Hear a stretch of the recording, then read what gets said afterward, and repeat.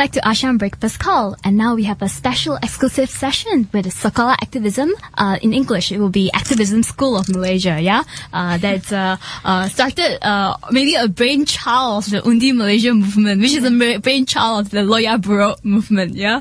So we'll have three young activists with us today.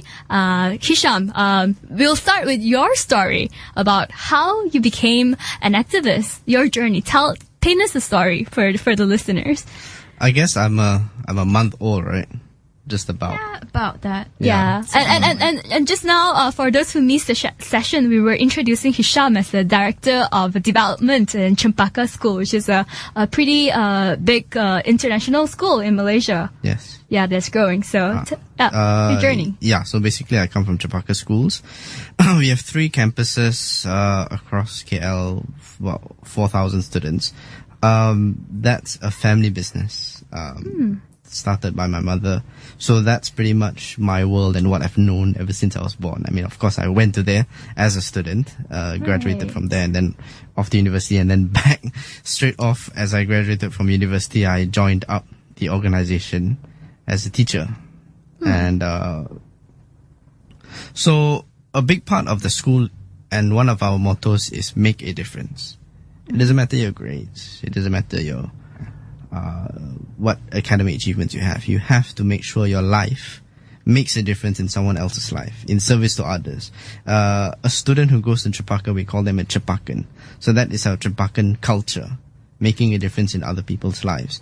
So that's what I've been teaching for the last 5 years. And I felt that I'm doing a pretty decent job telling and teaching that to my younger students, but not too much of a job in actually doing it myself. So I came upon Sekolah Aktivisme on through Twitter. Right. And then I tweeted them, and then Mayan was one of the ones who replied me. Yeah. And then said, come to McDonald's, and like, I'm not going to say no to that. So, and I went for the first meeting and carried on from there. Right. So it's in that like a school that's run by volunteers and then maybe mentors of activism. That's what drew me to it, because I'm already from a school, right, into another school. So it's a lifelong learning. I felt very comfortable in that environment where we're sort of learning as we go along. And the fact that all of them are from very different backgrounds. But but why are you interested in this? In activism? I feel that not so much political activism, but social activism. I feel the country needs a much more stronger, independent mindset, a large, independent group of thinkers. Not so much if you're pro-government, and not so much if you're anti-government. We have enough people who are both. Enough people who are both anti-government, opposition, and pro-government. But we don't have enough independent people, what they call the silent majority. So this activism is a way of turning that silent majority into a loud majority. I want to encourage independent thinking, balanced thinking. But isn't that what schools should be doing instead of something that, an NGO should be doing? Well, of course, at a younger age group, schools should probably be teaching that as well. But this is a nice way to sort of like keep it going on into people who are around our age, the 20s and so forth. And so Mayan was the one who, let's just say that there's an ongoing joke in Undi Malaysia and Loya Buro where you get bond con into a certain cause. Yeah. So Mayan conned Hisham. No, he sort of just tweeted us when he found out about Sekolah. Okay. So I responded. Someone directed the tweet to me and I responded. So yeah, then he got involved. I have never ever been involved in any sort of social movement. Any kind of activism. So thing. what caused the change? That's a very good question.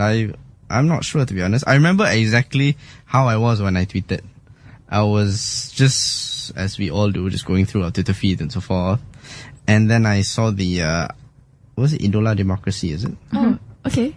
It's Democracy Idol. Yeah. And then he had the picture of some students sitting down and someone teaching it, right? JNU, maybe. Perhaps. And I just felt that I wanted to be in that picture. Wow. Yeah. Play a part. And I initially wanted to join one of the parties after the election last year. You know, last year was the first time I voted. And you're 29. Yeah. You know, We wonder. so I've been very like before. I wasn't around for the 2008, and the 2004 was. Oh yeah, I wasn't around either for the actual. So this election, the last one, was the only one where I was in Kuala Lumpur. Okay. So what makes you even want to join a political party after the last I election? have friends in both. Right. On both sides, but then the more I read about it, what they do, and I talk to my friends, and it just feels like no matter which side you join, you are stuck on that side. You know, you are. It's not so much you are changing them; they will change you. Right. Yes. So I felt that, and I really feel this in Sekolah Aktivisme. Even though I'm only a few weeks old or a month old, I have a voice, a much stronger voice than I would if I just simply joined some bahagian or cawangan somewhere in one of the parties. Division, yeah. Yeah, so it's about, coming back to that, making a difference. I feel here I can make a bigger difference or more meaningful difference than if I were just to be another, party grunt or party hack. And once again, like I said, we have enough people who are anti-government and pro-opposition and vice versa. So we just want the independent thinking. That's one of my strong beliefs. Proper independent thinking. No need to be so blindly loyal to one side or the other. So being independent in a civil society. It's very important. So is there a special moment that you experience in the Sekolah activism? Like a special moment that convinces you maybe this is the right thing to do for you? Well, I'm still pretty new to everything, but Right. the time we had yesterday, was it yesterday? 2 days ago. 2 days ago. Yeah. So fast, huh? That was pretty nice. That was pretty cool. What happened 2 days ago? We had the dry run for our launch, which you will of course be hearing more about later. Yeah, the anti-gerrymandering The campaign. anti-gerrymandering campaign, yes. You guys just pulled together yourself, volunteered run, and mostly you. Because for me, this is a very, very big personal experience where it's the first time I'm stepping out of my shell of Cempaka, where I've been probably quite sheltered. People look at me differently. People would treat me differently as opposed to being in Sekolah Aktivisme where I'm just equals among equals. So it's also getting to be able to, let's say, pop out of your life bubble for a sec and get out of my bubble. And do something that makes a difference. Do something and learn some things which I otherwise would not have learned, because in the end of the day, because it's a family business, one day I will have to lead it with my brothers. Right. And I want to make sure I'm equipped with the skills that I can get from outside that will help me lead an actual organization one day. And also, it's interesting that you were sharing with me about how one of your main responsibility is to develop the curriculum. Yes. So we'll definitely hope that all this kind of civic education will definitely be into Cempaka schools in the future. Yes. All right. Now we will have Mayan sharing with us about your story. What was the first few moments? I think I'm on a gap year right now. I finished my law degree in Cardiff. Okay. Not sure what to do. So after I came back, I was really bored. Okay. You know when when you're living in Klang and there's no one around because everyone moves out of Klang. Oh. So so I went on Twitter, thought it was a good idea. And then Edmund Bond, I got BondCon basically. Yeah, he just sort of convinced me to come. He stalked my LinkedIn and he liked my stuff, and I'm like, you can't say no after that. So I did. And it was interesting, it was fun, so I kept on going. Okay. And now we're doing this PR project, and which I'm leading. So yeah. PR project, tell us about it. Well, basically, we think that social media is an interesting platform to go on. So, like what we said, we're having this anti-gerrymandering week where we're involving the media, social media bloggers, social media celebrities to spread out our word, to raise more awareness. So, yeah, that's about it. But why? Why instead of being a full-time lawyer now? What makes you get into this? Oh, why? Well, I'm not quite sure if I want to be a lawyer or not because I'm more interested in academia. So that's why I came back to explore my options. Yeah. So this is one of the things that you could do to learn more about soft skills, about activism in Malaysia and things like that. I'm also into ideas, so which is a think tank in Malaysia. A think tank in Malaysia. And so how you got into it was because of Twitter, and then having one of the movers who brought you into it as well. Yeah. Okay. So tell us about Sekolah Activism. How long has it been running now? I think the starting date was September 16, but I wasn't there yet. So a couple of months since last year. Our pilot project would be gerrymandering project. One run, satu rakyat, satu undi, satu nilai. We're using more creative methods to educate normal Malaysians about gerrymandering. We're having videos, easy to understand videos, using concepts of cakes and stuff like that. We're having comics, we're having just really we're having a game to teach people about gerrymandering. So all this is not dull and boring, it's actually interesting. We're using more creative, innovative methods to teach people about gerrymandering because that seems to be our strong point. Right. Targeting the youths, I'm sure. Yeah. The young people. Right. All right. Later I'll have questions on how does your friend respond to you doing all this kind of fancy work? But with that in mind, Alexandra, tell us about your story. Basically, I was conned. Was it conned or bond? Well, yeah, it's we mean it in a good way. Yeah, of course. Of course. We're full of smiles. So. Janu actually approached me in my university. I was in Monash during my final semester, and he asked me to just join out because I was in a volunteering club, and he really wanted volunteers to join Sekolah as well, and especially young volunteers. Youth. Was he there conducting a Idola democracy? No.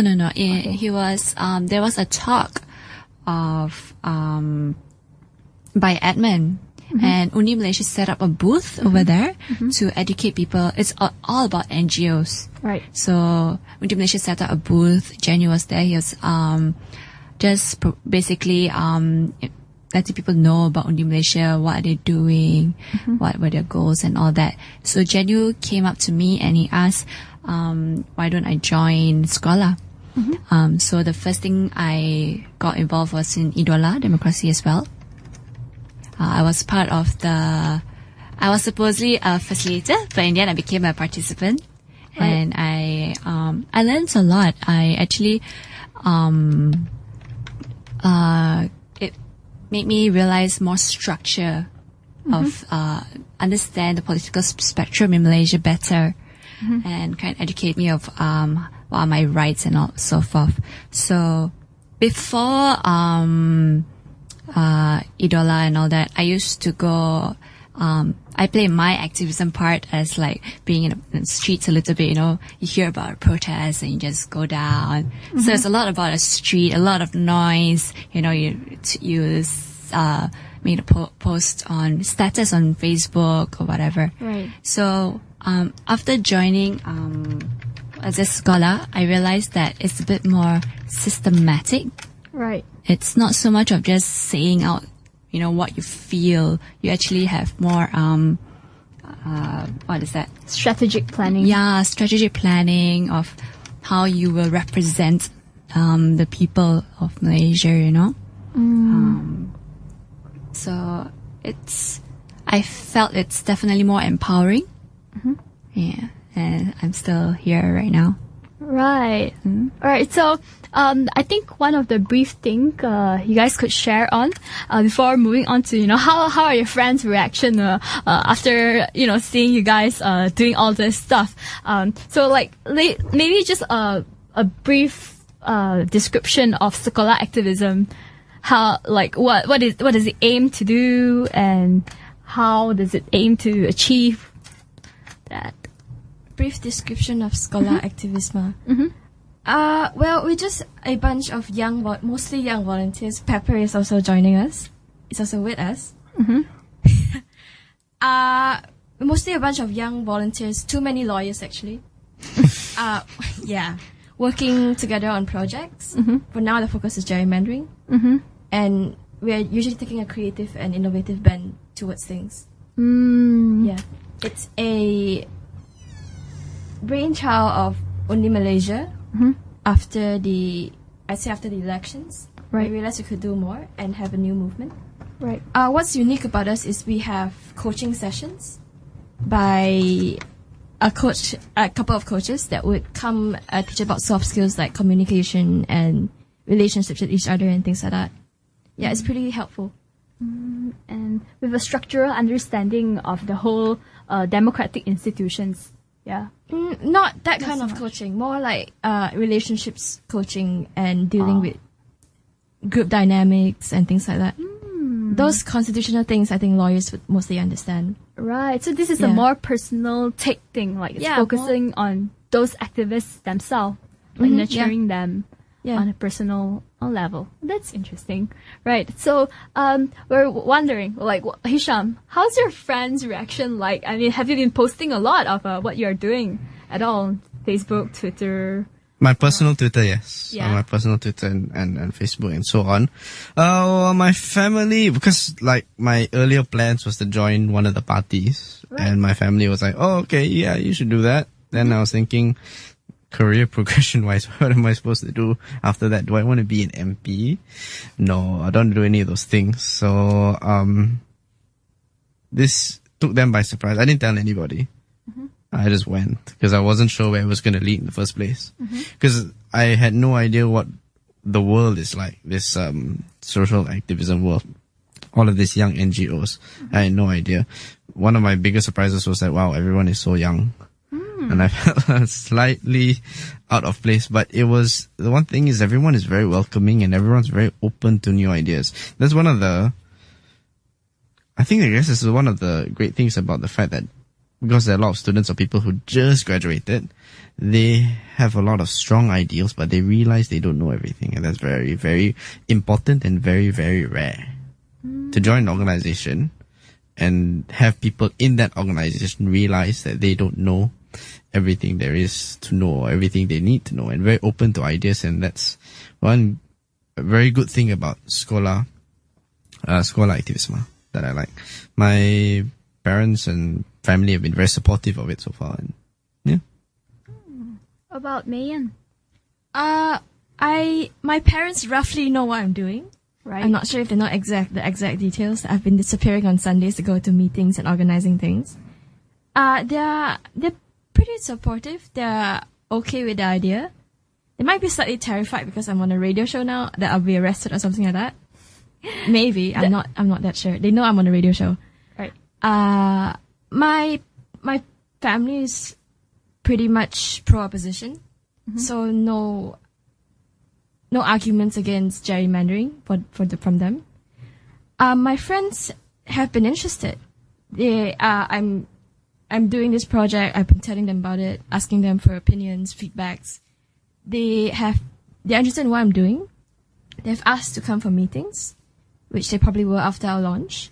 Yeah, no backlash or any bad things so far. No, why are you joining this pointless? No such thing. It's pretty. Right. I'm asking this because I've heard of a lot of friends in the past who, let's say, whether is it joining protests or doing a lot of activism work, how their parents would even lock them up. I will have to say that it's one of the, let's say, the senior members of Undi Malaysia back then, talking about how, let's say, during birthday, clean and fair election protest, his parents actually locked him up in the house. So he can't go for it. That. Yeah, right. And he was really sad, but he followed like on Twitter like around the clock. Oh, my dad goes to protests like that. So sorry, my dad goes to birthday protests and bring my sister along. So. Oh, right, different family. That is I don't know if it's a misconception, but that's a perception that any social activism or anything is automatically pro-opposition. Right. And that's one of the reasons why I wanted to get involved, because I want to change that dynamic. I don't like that idea. I think we should have more independent thinking rather than, because you're there, then you must support this party. Yeah. You Less know? partisan.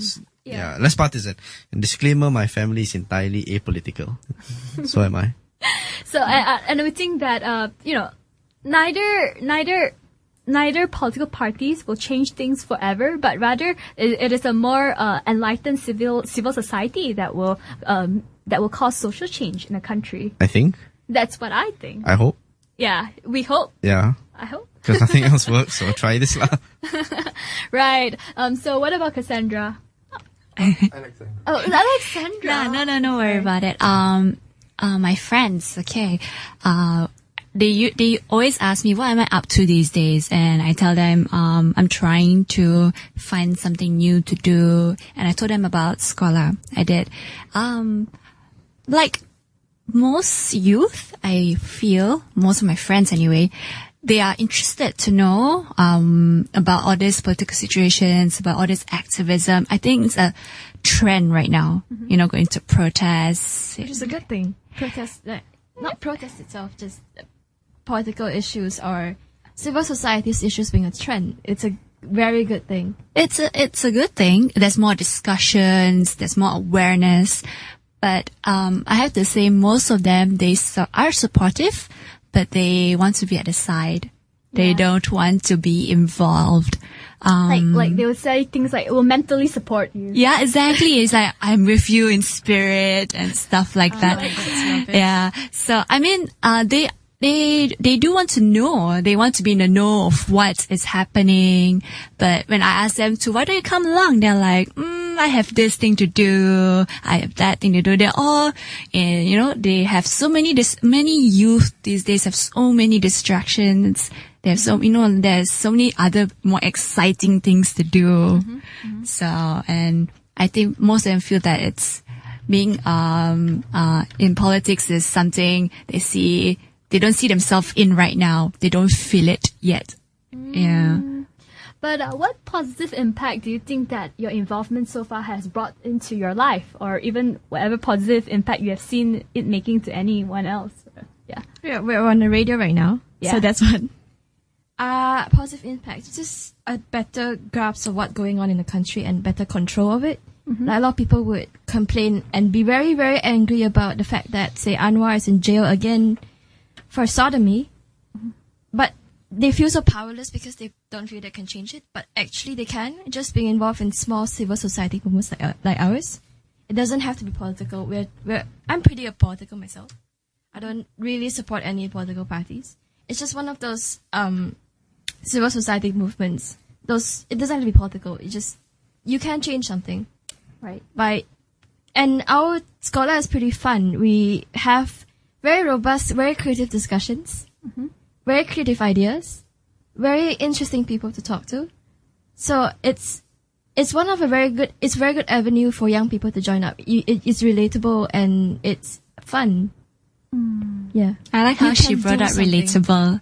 Yeah, relatable, because there's so many youth there, and then, they could young at heart, Yeah, exactly. Young at heart. You can just talk. It's not just so political, It's not political much. Yeah, they try to make it very fun, exactly, so that it entice the youth. Like I say, most of my friends, they're like, I'll do it sooner or later. Right now, you just want to have fun. And Scholar is fun, exactly. So it's more relatable, as Mayan said. I think we need to bond or have a new name, like con people into it. Like, hey, pretend it's something else, and then poof, it's a meeting. Right. Edmund does it really well. He's listening in. Hi. It's a festival for youth. Come. Right. If I am allowed to share a little of my personal experience, I was rather on a less supportive background coming from my family, talking about how one day if they see me on on the news cover, newspaper tees and whatnot, and they were like, oh, "This is where you went last Sunday. Okay, the next like birthday protest, if you go, we will like disown you." Like, not gonna, that. Yeah, that's literally what my dad said. I mean, I said it in a pretty light-hearted manner, but he said it in a rather serious manner. So, so that was my kind of reactions from my family and friends. But all right, back to the questions of what positive impact do you think it has made to yourself or even anyone else? Well, I've met new people. Hi. Nice to have you here. Which is outside of my circle, and it's really refreshing. That's really refreshing for me because, in that sheltered environment of my family business, the other person would know me before I know them, so it's very difficult to form any sort of proper relationship and so forth. But then it's nice in this very open and it's seriously very friendly environment. I think the word that really draws me to Sekolah is empowerment. Yeah, because You can moan or you can join us. yeah, exactly, and not the political aspect of it, but the social aspect of it, social activism, social entrepreneurship. That's really where my passion is at the moment. Social entrepreneurship, that you can fix problems that are affecting you or that you care about without having to be all political about it.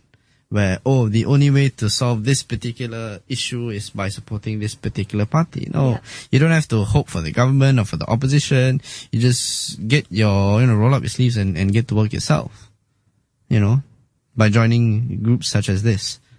So it's social empowerment amongst youth. I suppose, as it changed my life at the moment, it's meeting new people, and that's what I hope my future in this group will be.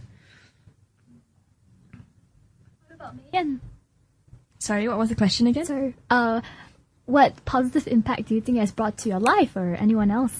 Well, as I said, you feel more connected to the country and being able to do more, but it's not in the sense of in a political party where everything has to be radical and angry and partisan. You just do your own bit and hope it makes a change. Personally, it connects me to a bunch of really intelligent, really creative people, and that lights up my mind. So, Yeah. gives me something to do. So what I also realized is that, it gives you a different kind of perception on, in the past, if you, in your own social circles, it almost becomes like, okay, apolitical is the norm. And then here you meet people who are really, thinking that, we can make a change and we will, make a change. And that gives a lot of inspiration to yourself as well. It gives you a whole different network of, people who think in a different way. From different places. There is no way that the people in Sekolah would have found each other than Sekolah. The paths would not have crossed otherwise. So it's a lot about the fellowship as well, maybe. Yeah. The network, the fellowship, the friendship. Okay, so let's talk a little about this anti-Gary Mandarin campaign that you guys are going to have a launch on. Yeah. Yes. We're having the launch this Saturday actually in the new Pusat Rakyat. Right. So we just went there. It's not so much ready yet, We hope but to be ready by this week. it will be. It'll be clean and bright and happy. A lot of people there. A lot of very famous people. Art Harun has decided to join us. Right. Who else was it? Nurul Izzah, Ong Ken Ming and Saifuddin Abdullah is our guest speakers, our VIPs. A lot of Cam Raslan's coming. Sharat Kutan from BFM is coming. Right. A lot of media. A lot and media organizations. Right. So what time? And Pusat Rakyat is also the People's Center for the. Yeah, it's so far it's only an invitees. It's only an invitees only event Because it's small. because our place is pretty small. We can't fit that many people. Right. So Yeah. for listeners who may want to join you guys, If you want to join us, go to scholaractivisme.org.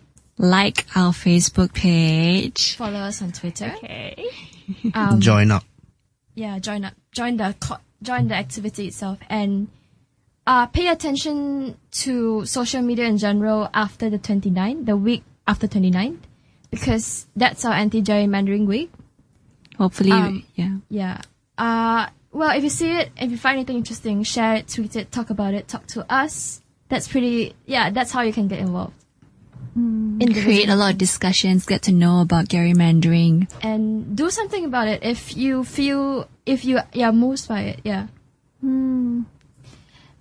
And so this launch, they can definitely check it out in your on your Facebook page, Twitter, and whatnot by looking up Sekolah Aktivisme, yeah? Sekolah Aktivisme. Sekolah is how it's usually spelled, but Aktivisme is... Hold on. Aktivisme. Thank you. Spelling lesson teacher. He's actually a teacher, so... Yeah, he is actually. So he's qualified to teach us. I'm the teacher. Pepper's the teacher. We're all students and teachers. Right. Okay. So, do you guys have a personal message for the listeners out there? Yeah. About joining you guys this. Yeah, join us. Follow our Twitter. We post our activities online on Twitter. Our meetings. Join us. We probably have a lot. We probably have a session. We have a video, a gerrymandering video. It's on our website and on our Facebook page, but the website is easier to find.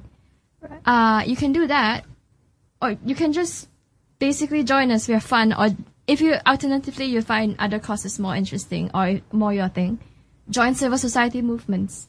Right. You can make a difference in your small way. It doesn't have to be you don't have to be Martin Luther King himself, but you can really make a difference. Instead of sitting at home and complaining, which does nothing, it achieves nothing. There is a lot more. It's a lot more fulfilling if you join and then just being aware. You should just, if you go out and do something about it, you feel very empowered and fulfilled. It's a very different kind of happiness and fulfillment you get. Yeah. And it's a great avenue for, if you're creative, it's a very, like, our place is a very good avenue to exercise your creativity. Like, I've never been on a radio show before, and this is probably our first time. Pepper, I understand he doesn't really draw much before this. Is it? Yeah. He started properly, like, getting his drawing side after joining us. Video, like, I know people haven't acted before this. They've been involved in making videos for us now. Or writing. Yeah, it's a very good place to practice because we have a lot of people doing the same thing. You can get feedback and very good creative fun with you in general. And Hisham, do you want to share something? I think you want to find out, for the youth, you want to find out what passion you care about. What moves you. And then, yes, like Mian said, then join up, because empowerment means that you can do your part in your own way. I am in no way creative. I cannot act. I cannot sing. I can't draw a circle. But you can think creatively. I hope so, but the thing is, you will find your space. You will find your function. You will find where you can contribute to everything. I mean, I've been on a couple of radio shows before, but then doesn't matter what you think you are good at until you try. So you should join up Sekolah Aktivisme or any other civil society group. And don't think about it politically. Just think about it of what you want to do to make your difference. Okay, thank you, Hisham. We'll have a short break now. Voice of sharing. Durian ASEAN.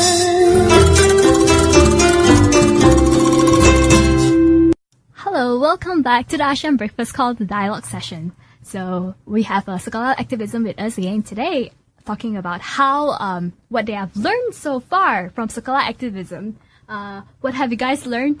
Just now we talked quite a little bit about your journey in Sekolah Aktivisme so far, what positive impact it made to your life, and what have you guys learned personally? Maybe a little more about the content of Sekolah Aktivisme.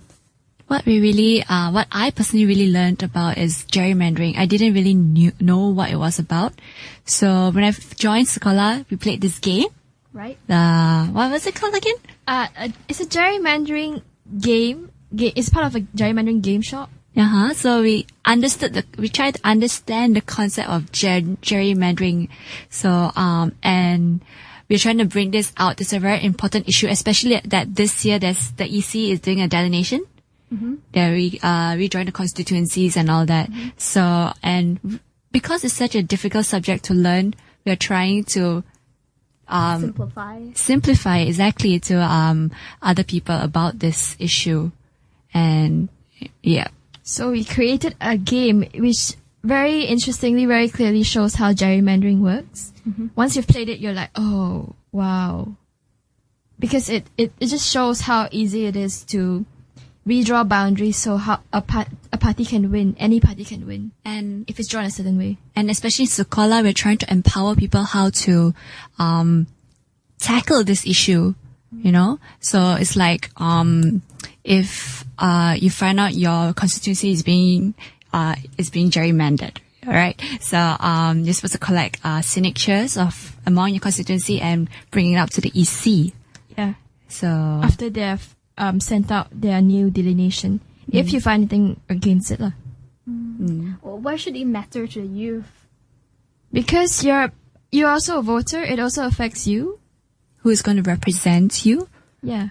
Your voice, whether will it be heard or be, pushed aside? I mean, you can vote for any political party, but at the end, if an election is set up in a way that is fundamentally unfair, your vote doesn't really change things. It matters less. It's already diluted. Yeah. The value of a vote.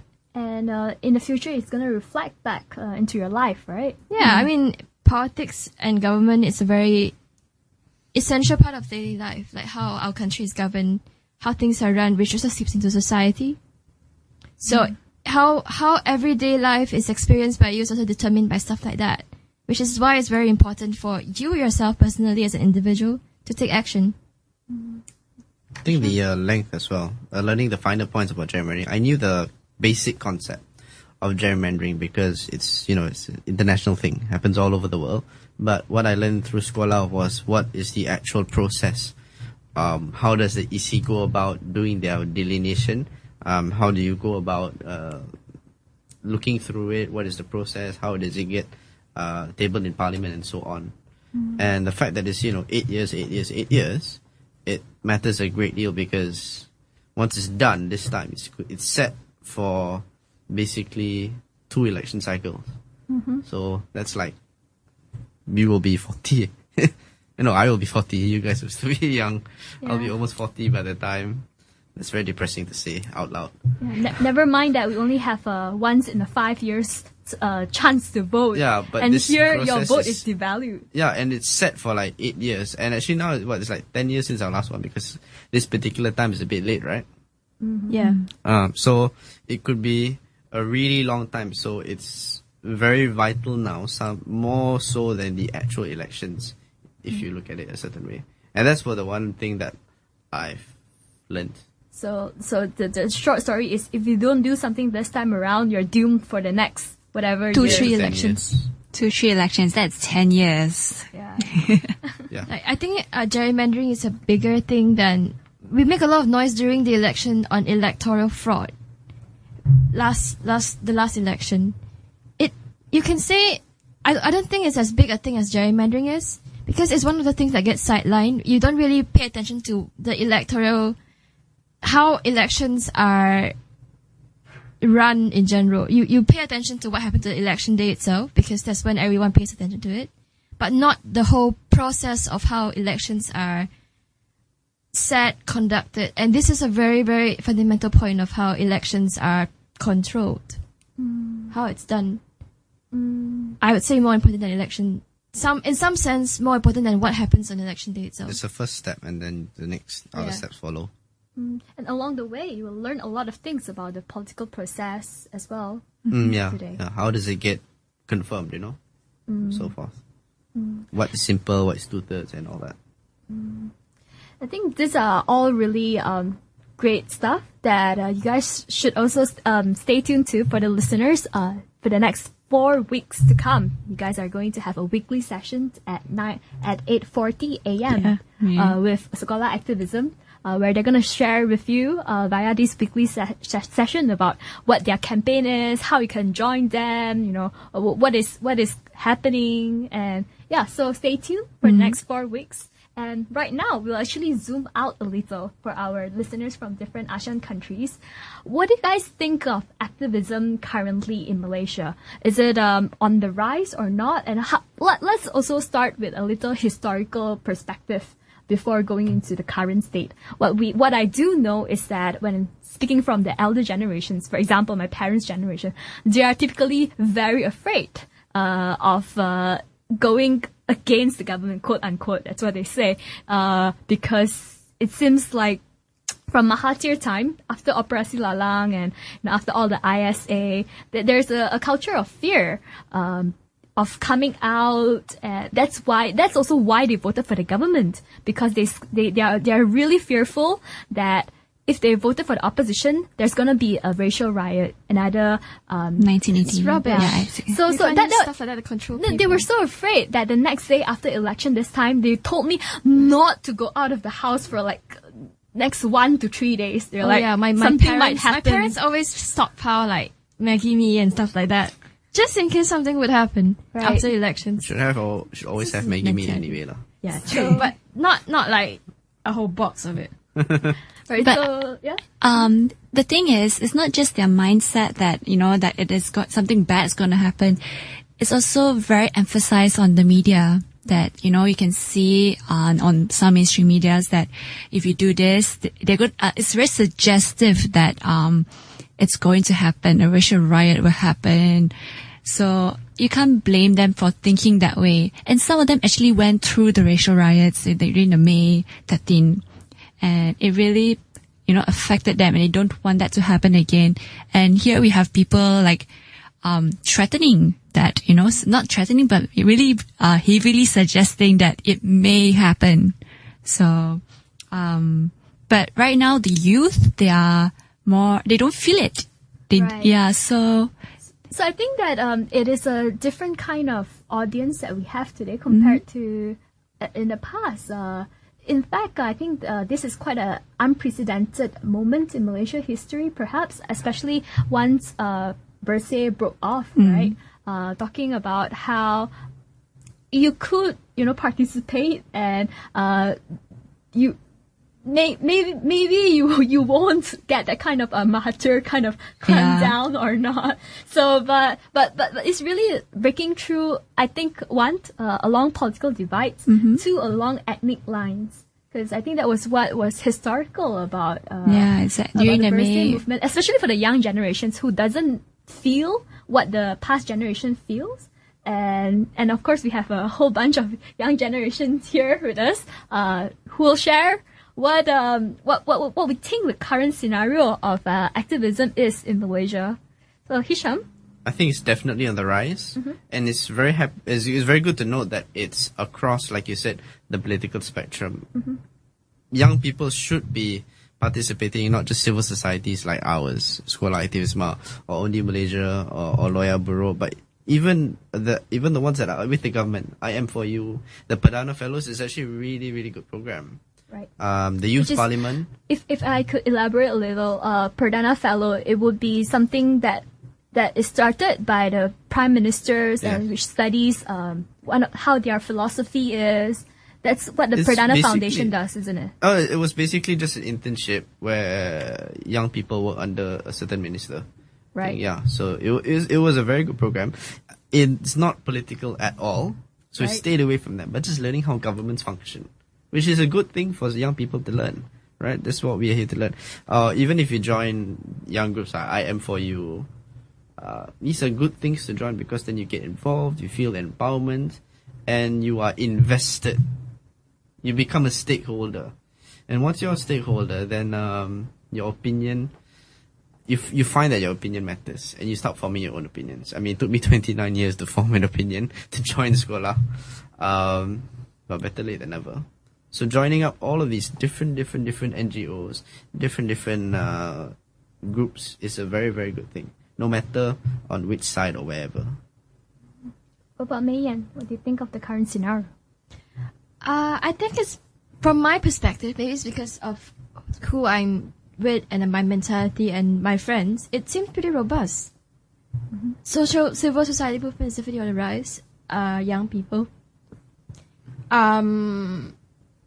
There's places like us, Scholar, and people are just more involved in civil society movements. Maybe it's because of the internet itself that connects you better. Like MDDB, Malaysian Dogs Deserve Better. Like I know a lot of young people are following it, helping out stray dogs, injured dogs, fostering dogs, and things like that. It's not just us. It's generally on the rise because of the internet, Facebook, Twitter, a more conscious online media, I'd say. The mentality is definitely shifting. It's not sit down and do nothing, but it could be better channeled in some sense. Like there's still most people are still just talking. These things help. It's on the rise, but it could be better. So we can definitely do civic education with the social media that we have today. Yeah, it really helps. Like you get connected, you know what's going on, you see it firsthand with pictures, videos, and people are talking, and you can Form see your it. own opinions. Especially- In fact, that was how you guys got drawn into the movement, right? Yeah, Twitter. Social media. Yeah, you see the pictures, you see there's so many people that it gives you like, if they can do it, I can do it too, that kind of feeling, I can join. You see so many people doing it, it's like, okay, I think it's my time, we can go.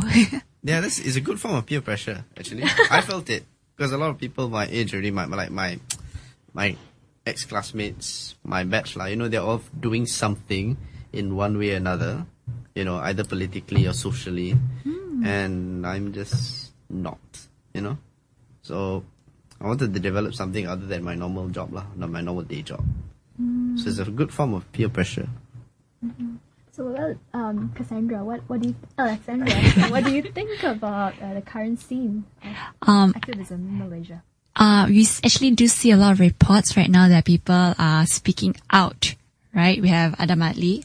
He came out and he did some pretty drastic measures. Radical, yeah, very radical. But at least, there is some form of discussion. Some people actually do coming out. And because of that, if I remember that night, they get a lot of support. During the Turun Padang, right after elections, I sat down with this bunch of Malay girls. They were asking me, so how many protests have you joined? And they told me that just yesterday they were supporting Adam Adli at that night at where he was locked up. They were there that night, and you can see that they really, these young people, yeah, they want to help. They want to be involved. In any kind of way, they want to be voiced out. They just don't want to be, a bit fearless in a way, I mean, they do still feel the fear, but,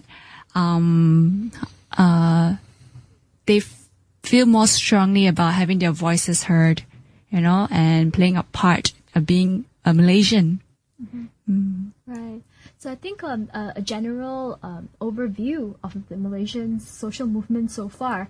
Of course, we started with, let's say, Bersih 2.0. That's, of course, not accounting the Reformasi time movement, which is along the, let's say, the more political lines of supporting Anwar Ibrahim. Maybe he embodied certain things beyond political lines then, but that was the icon that he had then, which we gradually evolved into a less political party-centric kind of movement with Bersih for clean and fair elections. So after Bersih 2 and 3, there was also Linus issues. There's the PTPTN as well, right? So which is very youthful. PTPTN, which is to abolish education loan and also to have free education for all, which is championed by a lot of the student movements. And Adam Adli that we talked about earlier was one of the student activists, and he. From the episode of him getting locked up, he actually united a lot of different kind of ethnicity in a candlelight vigil and whatnot in front of the prison or detention, demanding for his release. So I think that was also pretty historic, Where and also we have Pepper here who wants to chime in a little about What kind of? Yeah, I was there at the Adam Adli detention, but I have to say that I was scared because when I arrived, I was there were so many people, and then pretty soon somebody was saying, "Hey, police! They are arresting people!" And the first thing I did was just turn around and walk back to my car. This is an exemplary He's covering his face activist. in shame right now. He's blushing now, but we know that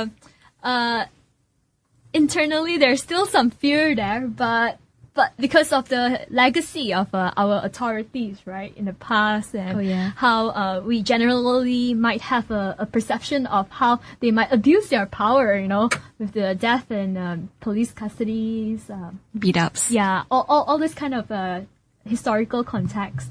But there are very important developments happening, even building up to elections. There were a lot of different movements stemming up in different parts of the countries. Actually, in Borneo we have the Borneo Youth Revolution. We have Bersih in every state, of course, and also that started certain groups like Johor Yellow Flame and whatnot. And so, and of course in Bersih as well, there's more than 100 NGOs back then endorsing it. And this comes from different states. They essentially become interest groups that lobby for their own interests, which is a good thing. I hope we can come for it's a good thing, because the more you have, if you have just a few interest groups, then that's bad. Right. But you have a lot of interest groups and about certain regional problems, that's a good thing. And I hope the long-term view of activism in Malaysia can move away from demonstrations and protests to more civil forms of discourse and understanding. Because if you want to go to Bersih, the last Bersih 300,000, right? Of the 300,000, how many of them actually understand each and every one of the Bersih demands? How many of them understand gerrymandering? How many of them understand the electoral process? Of the 300,000, right? We need to focus on that. We've got the enthusiasm and the fearlessness and the spirit and the energy, but we need to temper that with Intelligence? Information intelligence, and a bit more maturity. Right. I think this is also a crucial part in one of the stages of successful social movements that's highlighted by Bill Moyers. Yeah. So moving on from a perception of failure, because let's just say that a lot of civil movements felt that they failed because last election everything was still the same, nothing changed. Yeah. But from then onwards, we actually have to move towards realizing that it's a long-term struggle we're talking about here. And it's about long-term development of civic education and whatnot. There's a lot more planning instead of just going down to a protest and making noise. Yeah. Because we also noted that how People's Power Revolution in Philippines didn't actually change things. Like corruption is still a rampant issue. And how many shirts have we had in Thailand? How many colors? Yellow shirt, red shirt. Isn't there just two? Oh, how many times? All the time. Oh, How many times I have to know, I lost in count. Thailand, coup d'etat is as frequent as election. Right? Yeah, so But yeah, we don't Megan want to turn to wanted that. say. I lost my train of thought. Can you redirect me? So basically, we're talking about what kind of movements have been ongoing in the current scene in Malaysia, and also how we should move forward in the future. Yeah, more thoughtful civil society would be good. I mean, you can just be angry and make noise, but you can be very, very partisan. You can be angry and you can make noise, but ultimately it might get people angry, but it's not the truth. So I know people who would say things against government and stuff like that is blatantly untrue, which I don't think is the direction we should head to. Protests and stuff like that is a good starting point, but we need to move from that stage into a more thoughtful, a more intelligent discourse on what's wrong with our country, what we can do, instead of just writing online and being angry for a reason that might not be true. Right. Basically People are just, mostly just angry without thinking about their anger. not just updating their Facebook status. They could actually, we have the what is that? Videos. We have a lot of videos right now. Youth people could channel all these things into different kind of activism, you know, creating videos of what they feel, which is more with a lot of facts inside it, background, and learn exactly. I should add that not just that, you actually feel very happy after doing it or in the process of doing it. Yeah, you can use new kind of joy. It's a way to use your creativity. We made really cool videos. We're spoofing the effing show. Right. Trailers are this week, by the way. We're releasing teaser trailers, and the real video would come out on the week commencing the 29th. We have really cool projects like that. Yeah, you can learn, you can express your creativity in avenues like these. You could learn about you could get a starting point through avenues like these. So it's not just reposting stuff that might not be true online. You get together and do something. You think about it, you discuss it like we do often in Scholar. A lot of us are lawyers, so we don't necessarily agree on everything, and we are really argumentative. So Which is good. Which is really, really good. So we come together and when something arises, we discuss it instead of just being angry about it. Right. Thank you, you guys. Let's have a last message from everyone coming from deep down of you. Like, what do you want for everyone? Let's say in this country, or just a special message for our listeners and youth. Can we start with Alex? Oh dear. You started with me. I would say, definitely get yourself informed, you know, and play a part, you know. It really does open your mind to many different things, not just being partisan to one, you know. Hisham? That's what I was going to say. And you did not go first. Yeah. I went first. No regret. But to add on, we need to bring up a independent majority that can think for itself, that can form its own opinions, and can also fight for its own rights with being as apolitical as much. Neither side is right, neither side is wrong. There are people in the government that I really admire, and the people in the opposition that are really stupid. Yep. So both sides. Yep. So you know, blind. instead of joining either side, be your own side. Mayan? Well, I like to sell us. Join us. Tweet us, Facebook us, retweet us. Listen to our message, talk about it, give us feedback. Or you enjoy Scholar itself and help us out with really, really creative projects. Have fun with us, basically. But generally, I like to see a more robust and more wholesome civil society movement, which I think would also slip into our culture. It's a good thing for our culture as well, to have a culture that discusses more intelligent, more involved. It's not necessarily restricted to education itself. You know, it can get education from everywhere else. Yeah, this helps. So I think having hopes for the future, especially coming from the younger generations, do inspire. Thank you, y'all, for being Thanks with for us having today. us. Thank you. Thank Thank you. you. We'll see you again next week. Yes. Bye-bye.